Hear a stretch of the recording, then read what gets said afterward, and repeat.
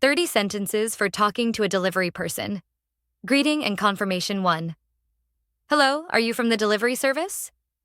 2. Is that my package? 3. Who is the delivery from? 4. Can I see the order ID, please? 5. Thank you for delivering it. Giving instructions 6. You can leave it by the door. 7. Please place it on the table. 8. Could you hand it to me directly? 9. I'm coming down to collect it. 10. Please wait a moment, I'll be right there. Asking questions. 11.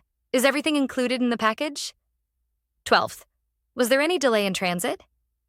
13. Can I open it and check first? 14. Did you call before arriving? 15. Is a signature required? Polite phrases. 16. Thank you for coming all the way. 17. I appreciate your service. 18. You must be busy today. 19. Have a good day ahead. 20. Stay safe and take care. Problem situations. 21. This isn't what I ordered. 22. The package seems damaged. 23rd. I received the wrong item. 24. Can I return this to you right now? 25. I'll contact customer support about this. Ending the conversation. 26. That's all. Thank you. 27. Thanks for your help. 28. See you again soon. 29. You can take the change. 30.